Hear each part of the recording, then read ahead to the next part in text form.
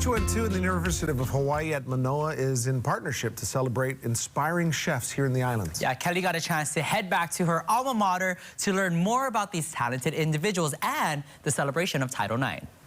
My name's Leanne Wong. I am the chef owner of Cocoa Head Cafe, and I'm the executive chef of Papa Aina at the Pioneer Inn in Lahaina, Maui, where I live now. I was born and raised in Aina. I graduated from Iolani, but I also went to Punahou for 7 years, so both of the schools are very dear to me.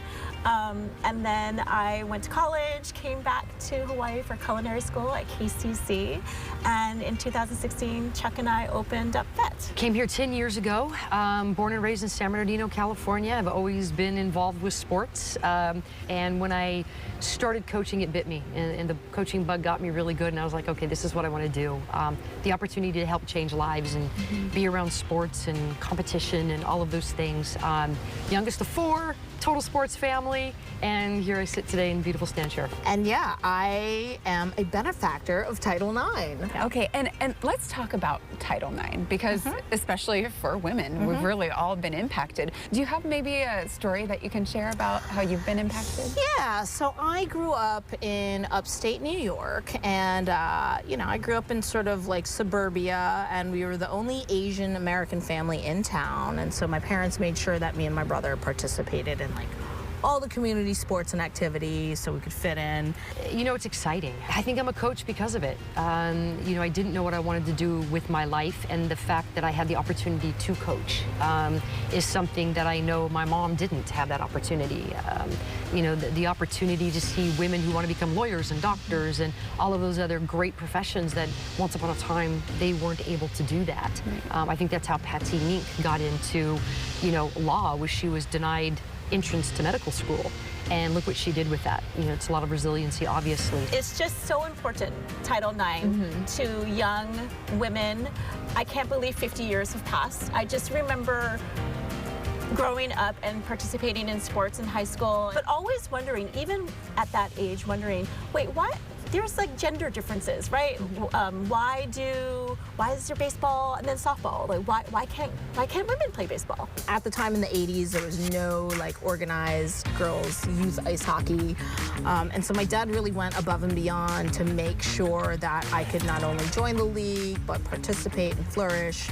I later went on to join my high school's varsity boys hockey team. Those things carried on into my career. I really think that women in the kitchen is sort of like parallels Title IX, like women in athletics. Here in Hawaii, it's close to all of our hearts because of Patsy Mink, and so I think it's just, it allows opportunities for women to do things that they normally would not be able to do. And for those young women out there, you know, who are having to deal with, I mean, even so, obviously there's been so much progress with Title IX, but there's not perfect equality even now. So what would you say to young women out there? You know, I think that they need to realize that women's rights are human rights. And I think that when women recognize that it's not because it has to happen, it should happen, that there is equality in sports or different jobs or pay, you know, interest into educational institutions. It's not because the law says. Sure, the law has forced the issue, but it's the right thing to do. One of the reasons why we participate in sports as children is, you know, to learn about how to play on a team, to learn about winning and losing. And those were invaluable lessons, I think, for running a kitchen and being in a kitchen later on in life. So I think that we've come a long way in both fields. I do, however, think that there's still a lot of work to be done. There definitely is, but luckily you're such an inspiration. And I should say, James Beard Award-winning, congratulations. Thank you, Kelly. So tell us about that. People have been so gracious, and it was pretty crazy. We were still super excited. For me, the most exciting thing is that everyone that helps FET thrive, that they're recognized too, because really we couldn't do it without everyone's help. I love that. And I also love that you're partnering up with the University of Hawaii for this really great event. So can you tell us about the gala that's happening here? Yes. So when Nancy Vo called me, and she really didn't give me many funny detail.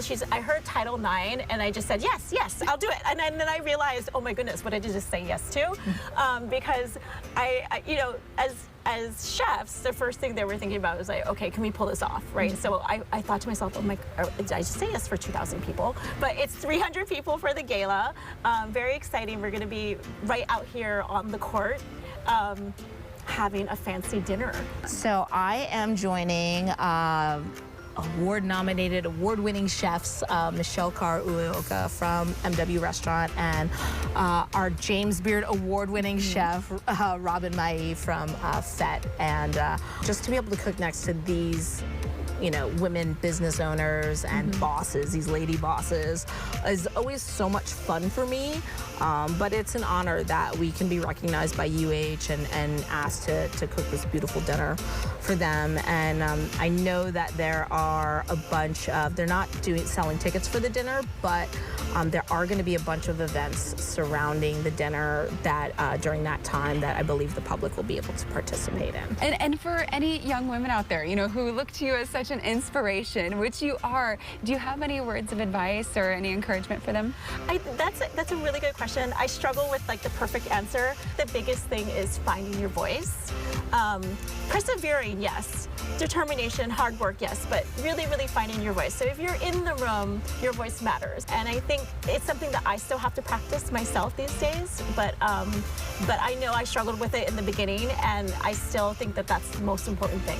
I think cooking is a team sport. I think definitely running a restaurant is a team sport. And so I apply all that knowledge to my day-to-day still.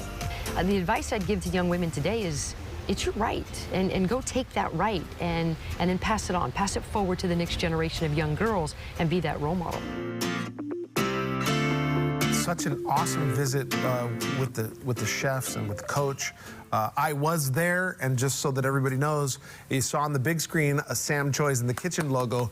That episode with the chefs will air for Title IX Appreciation and Celebration. Will air on September 11th with those two chefs. But we do have something to tell you about tomorrow. Wahine on the Rise Day of Giving kicks off on September 1st. This event is specifically celebrating Rainbow Wahine athletics. This significant day marks the home opener for Rainbow Wahine Volleyball, University of Hawaii's first and most storied women's program. And you can join UH in the celebration by donating at www.hui.uhfoundation.org to provide continued support to the success of our female student athletes. Such an amazing event and really, really important. There's also something. Yeah, sorry, you guys. Wahine on the Rise Field Day will be held on September 10th from 4 p.m. to 6 p.m. at the Clarence T.C. Ching Athletics Complex. Now, these events are free to the general public and feature interactive activities with Rainbow Wahine teams, food and beverage options. There's also going to be DJ music and an opportunity to receive free tickets to the Rainbow Wahine volleyball game against USC that night, September 10th. So this has been a great event. I know that everybody that goes out, all the families that go out to this have had so much fun. They've been putting it on now for a couple of years. Not sure what happened during COVID, but I know right before it was really popular. What a great opportunity. Sounds fun. Yeah. In addition to meeting the players, DJ music? I have some suggestions for songs. I love what Coach Laura said, too. It doesn't have to be done. It should be done. Oh, it should just be. Yeah, like, exactly. As the father of daughters, I'm like totally for it. And it's just, Women rights are human rights. More things. Point blank, period. Good events. And then, of course, like I told you, September 11th is Sam Choi's in the Kitchen featuring those chefs. So it'll be a great weekend.